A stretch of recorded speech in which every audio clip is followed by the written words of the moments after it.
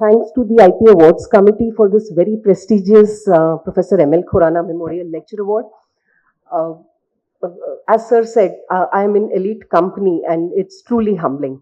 So I'll try my best to do justice to this very prestigious lecture, memorial lecture. I hope I'm able to do that.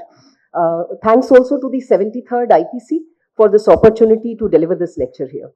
So I am going to be, the title of my talk, as Sir also mentioned, is Healthcare 5.0, the promise of health for all. Healthcare 5.0 is actually an extension, basically an extension of Industry 5.0. We've all been very gung-ho about Industry 4.0. But that's passé now. My talk is going to be focusing on the 5th edition of Industry, Pharma, and Healthcare, and what sort of implications that has for our ultimate objective of universal health coverage. Hello? Yeah. So this slide shows the evolution of the various editions of industry. As you can see, the first one here, where you know, when you first realized that steam could be harnessed into doing mechanical work. That was your first edition, and mechanics, the focus was on mechanics. Second edition, Industry 2.0, where electricity could be doing the same task but so much more efficiently. And that is where mass production came in. The third edition, as you see, as compared to the earlier two editions, which were focused on performing mechanical work, the third edition was focused on raising the bar, doing the intellectual part. That was with the advent of computers and robotics. And the main differentiator there was the mass atomization that you see, automation, sorry. Industry 4.0, where you have the AIs and the IoTs and the blockchains and the cloud servers. All of these are covered, and we would dwell on 4.0 slightly more, because that is what has led to the evolution of Industry 5.0. Now, Industry 4.0, basically, if you see all these tech advances, what they've done is integration of IT, information technology, with operation technology, and then trying to see that in real time you get some, with real time connectivity, you're able to throw up some really good value addition data, which can help in decision making. So what it leads to is very high efficiency, very high speed, good quality, reduced costs. Having said that, there has been considerable resistance from the employees and workers towards 4.0. All the tech advances, the robots, the AIs were thought to replace humans. They were thought to bring in job losses, and that did happen to some extent. That is why Industry 5.0, which looked at how to bring humans back at the center of it all. Instead of machines replacing man, you would have machines working in collaboration with humans, working in tandem. Instead of robots, you would have cobots, collaborative robots that would work alongside humans, helping them out, performing the routine tasks, the repetitive tasks, the laborious tasks, leaving the humans free to perform tasks that are focused on higher order thinking, including problem solving, critical thinking, decision making, and so on and so forth. So Industry 4.0, Industry 5.0, bringing humans at the center of it all when you're talking of the production part of it. Industry 5.0 also talks of hyper customized and hyper personalized products. How do you achieve that? If you are able to bring the humans again back at the center of the business, that is the customers there. Understand the individual nuances of what the customer wants, the preferences, the demands, expectations, and customize your product at the individual level, so that so again the customer is at the center of it all. How does this happen? Something called distributed production is the way to go. That is what they say, Industry 5.0, wherein your super efficient and super tech and the robotic factories would produce the basic semi-finished material or product in the initial stage. Those would all then be distributed or sent out to various locations where your workers would give the ultimate human touch, which would be in sync with what the individual customer preferences or demands are. So hyper customized product, humans at the center of it at the production end, humans at the center of it at the business end, trying to see that there may be job losses of the type that you know of, but there is another set of jobs that are being created. So it's a different type of job set that is going to be required. Not the ones that are being done. In addition to all of this, Industry 5.0 also talks of making enterprises and organizations somewhere meeting their social obligation. So what sort of societal impact they would have, what sort of environmental footprint they would be leaving, reduced environment footprint. These are some of the objectives of Industry 5.0.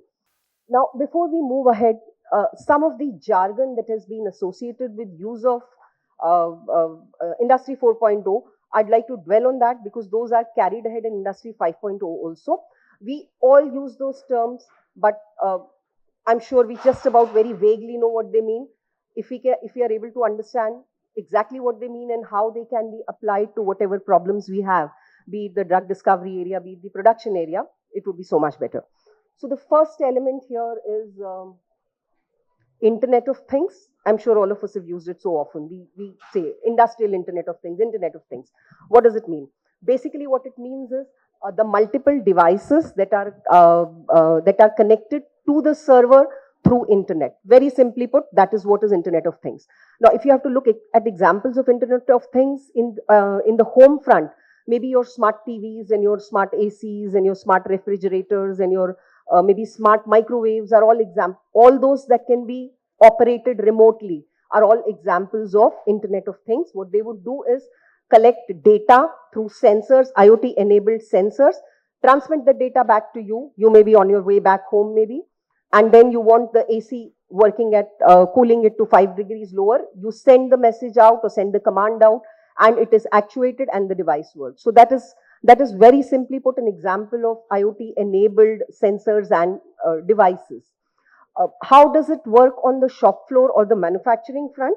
You may have IoT enabled control of the manufacturing environment. So for example, the area where the production is happening, maybe the temperature, the pressure, what would you say, radiation emission, all of that you can monitor and control remotely. So that would be an example of IoT. So IoT can, what does it do? It picks up data from the initial point and sends it out to some cloud server.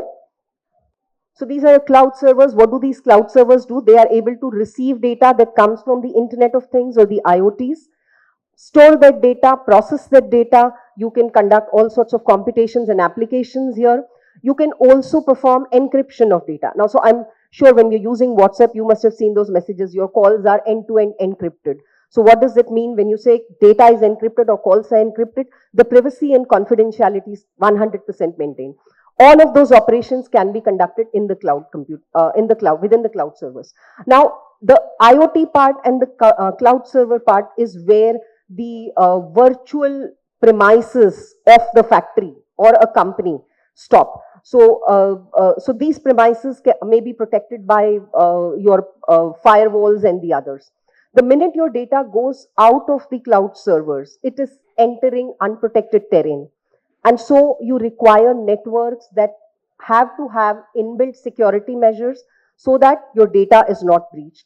So, so IoT picking up data, sending it to cloud computing, and when it reaches or crosses your company's virtual premises, it enters something called we've heard of blockchains again. What is blockchain? Blockchain is another network like IoT. Difference being IoT is device to server via internet. Blockchain is more of peer-to-peer. It is computer-to-computer terminals that are connected to each other through this internet. Data is transmitted across these terminals in discrete blocks. So that's why you call them blockchains. Now, these blockchains have some very, very interesting features that make it absolutely such a versatile tool for the industry. First is data immutability. What does it mean? When your data enters the blockchain, it is completely immutable, as in it just absolutely cannot be changed. So, one step towards making your data tamper-proof. The second is non-repudiation of data.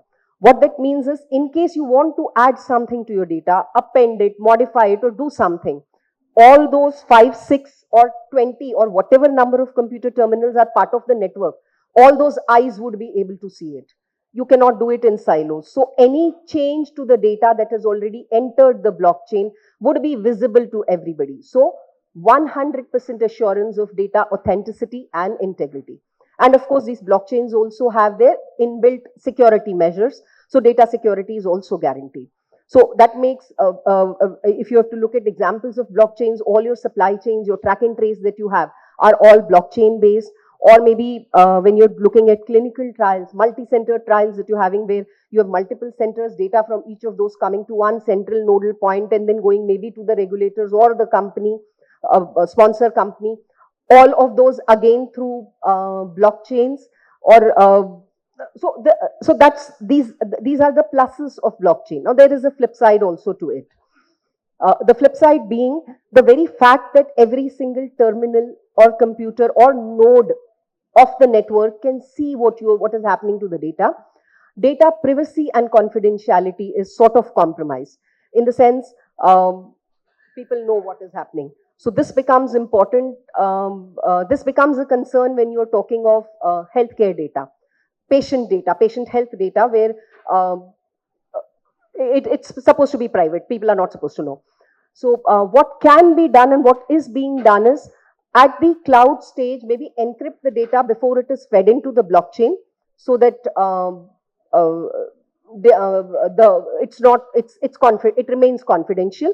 What changes are being done, that can be seen, but the actual data will not be seen.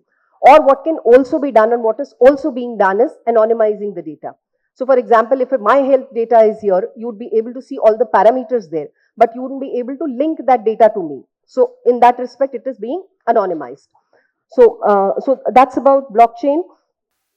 The next term that we often use is machine learning and artificial intelligence. Artificial intelligence is like, even the layman walking on the street today will have something to say about AI. We see it happening in everyday life. You have so many news channels where reporters, so many of your weather reports are AI powered.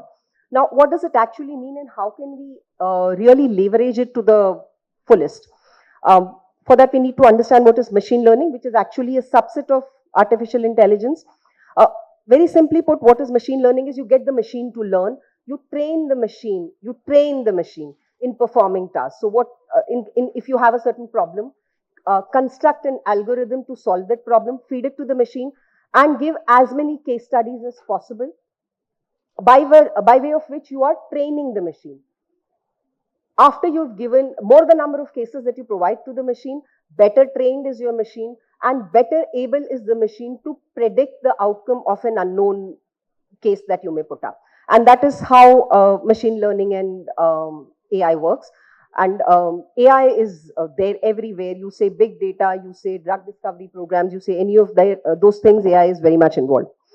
Next is automation. Automation in the industry typically happens on the shop floor, where you, again, as we discussed, where you have tasks that are going to require, very repetitive or very hugely voluminous, or require a high degree of accuracy and precision. In those cases, automation is preferred, and what happens in automation is the task is completely done by machines without any human intervention whatsoever. 3D printing. We all have heard of 3D printing. What it actually entails is, you create a digital prototype of the object that you want in the physical form, feed it to the 3D printer, and layer by layer, the material that is required for constructing the physical object is deposited, such that you get a physical form that is the exact replica of the digital prototype. The size, dimensions, everything can be fed in. Now, 3D printing has been doing great. But if you look at the healthcare part, it is basically maybe your orthotics, your medical devices, implants, all of those places it is done very well. In terms of pharmaceutical drug products, as of now, I think there is only one US FDA drug product that is 3D printed, but there are a few in the pipeline. 3D printing is going to be big in terms of space pharmaceuticals. We are looking at manned space missions soon. We've all heard of Sunita Williams and her fellow astronaut colleague who are stranded in space due to whatever technical reasons. There, when astronauts go, they do not, it will not be possible to carry drugs with them. So there, 3D printing of the medicament that the astronaut is going to require. Or when you have those manned missions, people cannot go with cargo loads of medicaments. There'll be so many other things to take. 3D printing is going to be big there. And then finally, big data. As you can see, all of these elements of Industry 4.0, each one of them different from the other. But the one thing that is common to all of them is the huge volumes of data that they throw up. And that is where big data comes in, how you handle it, how you store it, how do you analyze those huge arrays of big data, how you make sense out of it, where AI plays a big role. That's about big data, which is a subject by itself. Now, how is Industry 5.0 different from 4.0? It's not moving. How is Industry 5.0 different from Industry 4.0? As we discussed, get humans at the center of it, the workers and the employees on the production front, the customer on the business end, hyper customized product, meet the social obligation, keep it environment friendly. That is what we are trying to say. Bring in the humans right at the center, integrate human and digital resources, greater socio-economic and environmental impact. The three important tenets of Industry 5.0, human-centric, sustainability. So ensure that your industry, your company or your enterprise has reduced carbon footprint. Ensure that your processes are material and energy efficient, minimum wastage of material and energy, try and shift to green energy as far as possible. Resilience, risk management and risk mitigation strategies that need to be built into your system. Your systems need to be agile and flexible enough to meet any sort of future uncertainties or disruptions that may come in. We've recently seen one, the COVID times, where everything came to a standstill. So disruptions right from the machine shop floor to maybe supply chain disruptions or geopolitical issues or maybe altered regulatory landscape or something as simple as change in the customer preference or requirements or demands. All of these come under maybe disruptions, and how your organization is able to sidestep these issues or take them into a stride without compromising on quality is what Industry 5.0 is all about. So, synergizing human intelligence, human creativity, maybe human problem solving skills with the accuracy, the precision, the efficiency that machines bring in to make your organizations future proof. Now, manufacturing in Industry 5.0 is not a radical transformation from the earlier editions.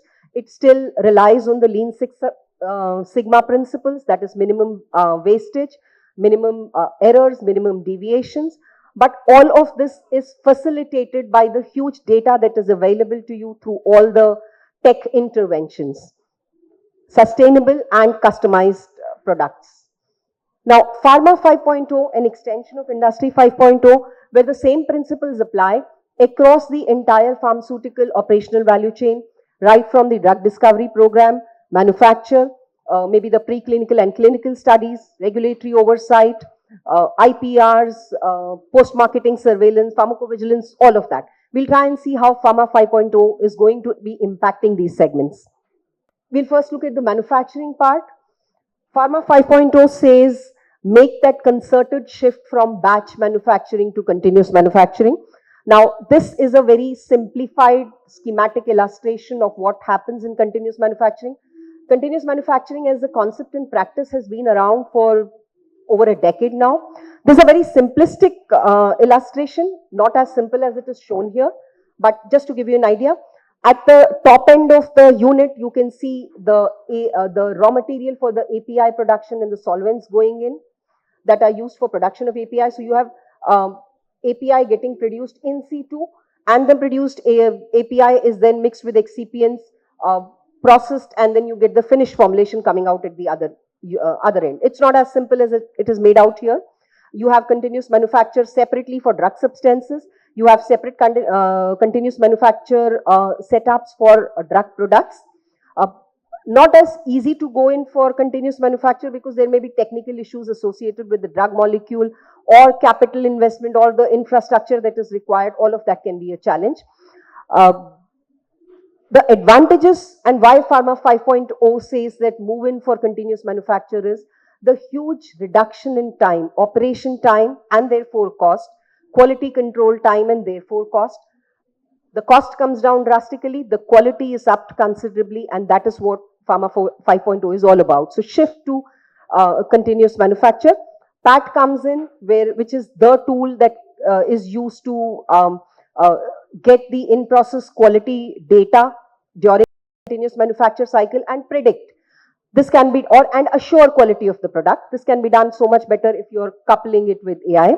In addition to continuous manufacture, again, automation, AI-enabled monitoring of manufacturing environment, AI-powered predictive maintenance, where you are able to take up whatever corrective measures required and avoid the lag time and the loss due to a machine breakdown. All of this can be done.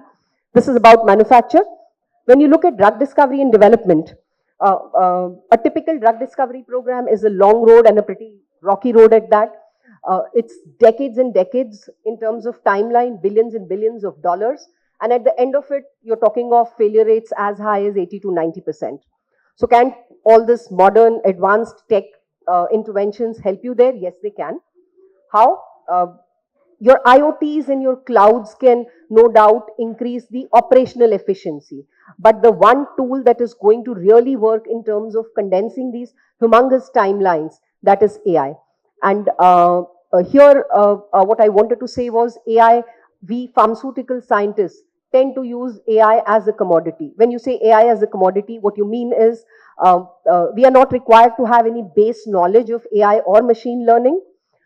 AI is used more as a computational tool where you feed in your data, you get some sort of output, and that can be used for the decision making. It would be so much better in terms of the output that you can get if we can make the transition or the shift from using AI as a commodity to AI as a method.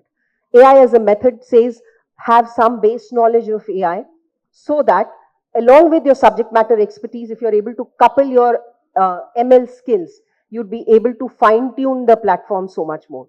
Now, that doesn't mean that you replace your AI or ML team with your own self. No, that doesn't happen. But your basic knowledge would help because you know what AI cannot do. You know your subject very well. You would be able to give that much needed fine tuning. The output coming out of such a platform would be upping the quality several notches. So as of now, what is being used in the drug discovery program are AI as a commodity, where you have software suites available that cater to various discrete segments of the entire drug discovery exercise. We'll try to look at what they are. So biomarker and target prediction. What happens here is you feed in the disease or the therapeutic target, and the software or the system would throw up all possible targets that are already known, their structure, and targets that may not be known as of now. And then based on those target structures, you'd be able to design your molecule that is going to have a better assured bioefficacy. Biomolecular structure prediction.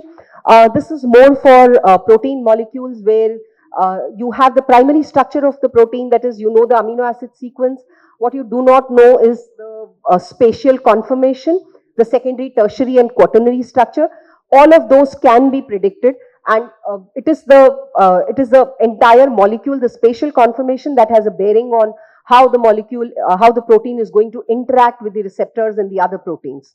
Docking and affinity prediction. This is something that we academicians, even in our country, have been using very frequently, where you have the receptor and the drug as a ligand is put in, and you look at the docking affinity and the binding energy and decide how good the molecule is.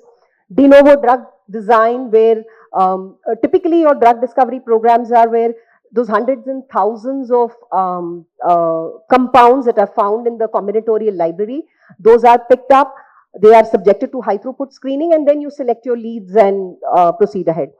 AI can help with de novo design, where you can construct a molecule right from scratch without knowing any precursor or any starting material. That can also be done. Molecular simulations. This works where you don't have the molecule physically available with you. The molecule is not there on the table, on the bench with you. You have the digital virtual structure. Based on that, you would be able to predict all the physicochemical properties of the molecule without actually performing them on the lab. Properties including solubility, pKa, pH, permeability, log P, and so on and so forth. All of those can be predicted here. Candidate drug prioritization, once you have the set of leads available with you, you can rank these, AI can help you rank those candidates with respect to maybe aqueous solubility, their side effect or their toxicity profile, their efficacy profile, their drugability, and then it would be so much easier for you to pick up the higher ranked leads that can be taken up towards conversion to hits. And then synthesis pathway generation, where pathways for synthesis of those molecules can be predicted, and without you actually performing a single experiment in the lab, and you can look at, go about selecting the pathway that you want in terms of maybe the greenest one, or the ones those are most cost effective, or ones those are most amenable with your existing facility.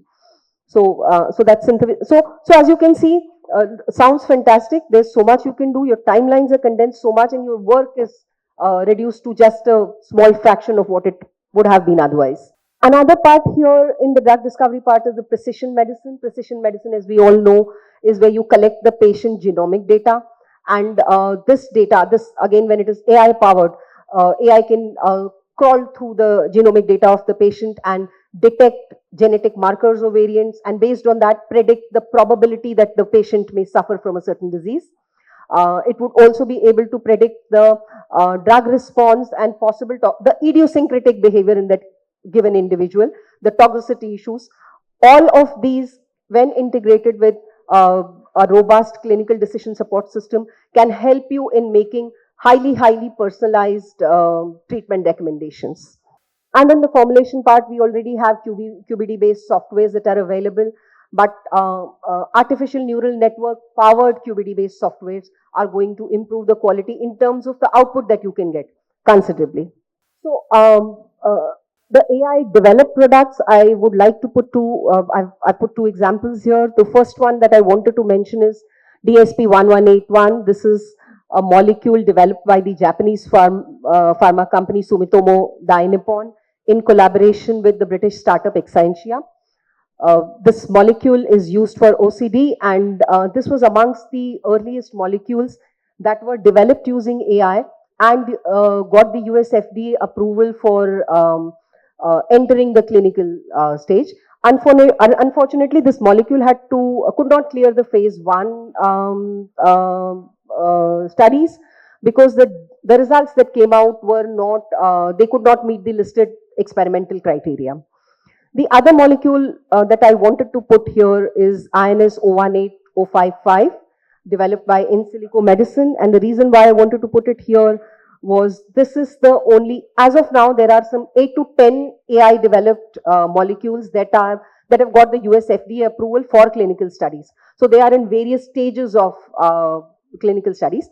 INS 018055 is the only molecule that is completely developed using AI. As in, it's an anti-fibrotic molecule used in cases of idiopathic pulmonary fibrosis.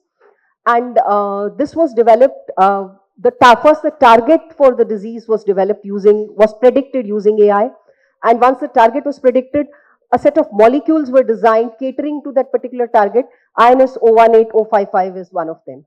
So the only molecule of the so many that are in the clinical phase that is completely AI driven, AI developed. DSP 1181 also, the AI part was only, I think, during the candidate prioritization part, where there were a set of leads those were available, and DSP 1181 along with a few others were picked up using AI. Same is the case with the others. INS 018055 currently is in phase 2, and maybe end of this year the results are expected. So this is a molecule to watch out for. Google DeepMind, their AI platform AlphaFold came up in 2021, were able to predict the structure of 330,000 protein molecules, including all the 20,000 proteins that are found in human genome. And today, the AlphaFold protein structure database has predicted structures of over 200 million proteins. That is, every single protein that is known to science, the structure is there in their database. So these are the exciting things that AI can do, and we can do with AI if we are able to adopt it to our drug discovery program. In terms of quality control, as we said, when you're looking at Pharma 5.0, how it is going to impact automation to increase accuracy, precision, blockchains to ensure that your data is tamper-proof, and all of this going to your regulators in a tamper-proof manner is something that is going to increase efficiency, ultimately contributing towards a better quality product. Clinical trial management, again, transmission of data using blockchains that are going to ensure data authenticity, integrity, and security. AI-powered subject selection, where all your inclusion, exclusion criteria, all of those could be considered, and you could maximize the subject selection in fraction of time that would otherwise be taken. Subject retention would be so much higher because you are doing it so much more scientifically. Virtual clinical trials, where instead of the subjects reporting to the research centers and clinics, you would have remote monitoring or collection of subject data using IoT-enabled tools. Supply chain management, the track and trace part, where again, as we saw, blockchains are going to be the big ones. This becomes important also when you're talking of counterfeit prevention. In case there are any batch recalls, it becomes so much easier because you can see. There is complete transparency, and you can see, and it is easier to recall the products for whatever reasons if you're required to recall. Cold chain management becomes so much easier because, and so much more scientific and thorough, because you have IoT-enabled sensors that can tell you whether temperatures were being maintained all through the supply chain or not. In market research, again, AI can be a big enabler where the huge volumes of data that you get can be easily analyzed by AI, and you can take it to pricing optimization, though you have your NPPA and drug pricing. But for cosmetics and the others, you can definitely do what sort of strategies you can have, what are the customer preferences, how are they changing. All of this can be gauged, and AI can be very, very helpful here. Same with regulatory compliance, as we said, robust, secure networks, that would ensure tamper-proof data will improve the efficiency, ultimately all of it contributing towards better quality product. So this was about Pharma 5.0, how the various elements are impact those various segments that are involved in the pharmaceutical operational value chain. These are some of the tech-driven products that are in market. Abilify, I think they got the US FDA approval in 2017 or something. This is the first and the only digital tablet, so to say. Am I running out of time? Okay. I still have a long way to go. Okay. Okay, so this is the first and only tablet, digital sensor tablet, but nothing after that due to all sorts of concerns from the regulators, patients, and rights groups. Spritum, the first and only 3D printed tablet. Tristick is a Japanese-based startup, which they have, I think they've got the US FDA approval for some 4 products that are 3D printed. They've got the approval for entering the clinical phase. So there are a few in the pipeline. Endeavor, this is the first and the only video game that was approved in 2020 by US FDA as a therapeutic option for ADHD. So as you can see, out of box thinking, maybe AI tech is doing wonders. So Pharma 5.0 can give you the smartest and the best of products, the therapeutics, the prophylactics, the IoT enabled sensors, wearables, all of that. But is that enough? When you say healthcare 5.0, it's the entire healthcare ecosystem that you're talking of, where you have the patient, you have the physicians, you have the hospitals, you have the ambulatory services, all of those. So healthcare 5.0 talks of seamlessly integrating all these stakeholders, getting them all on the same page. And so what becomes an irrespective of the patient location. The patient may be very remotely located in some rural urban area.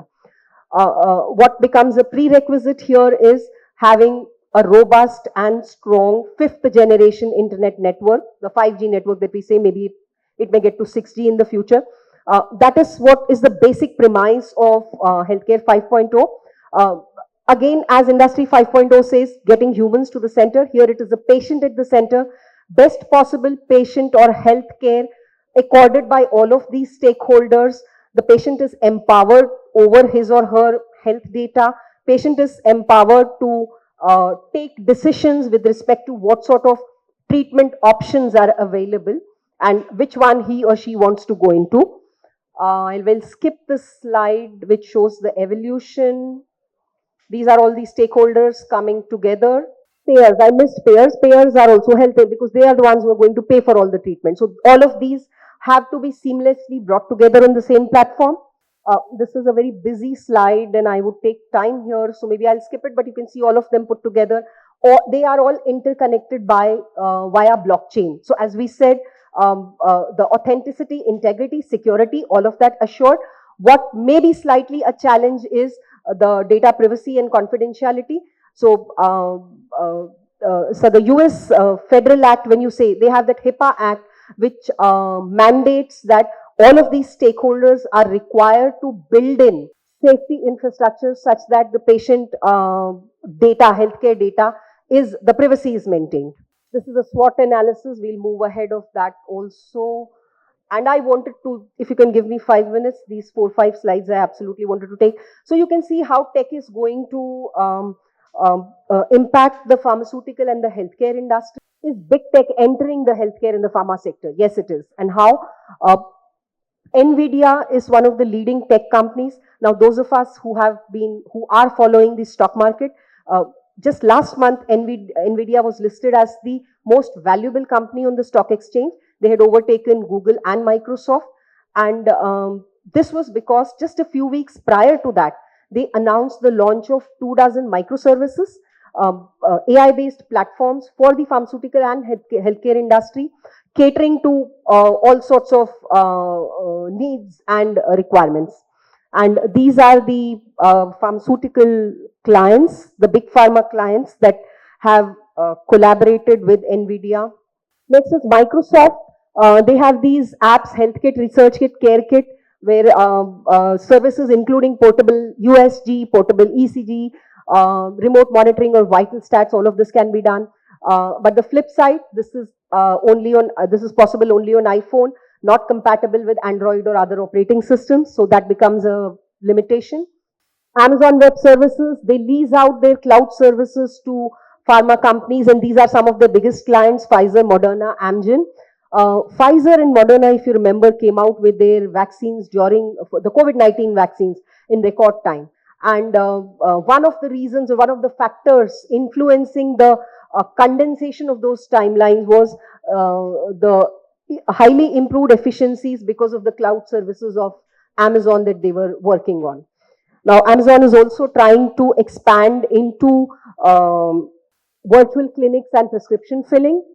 Microsoft is tied up with Novo Nordisk, Novartis, and UCB Pharma, and they have built up, they provided AI-enabled platforms for their drug discovery and innovation programs.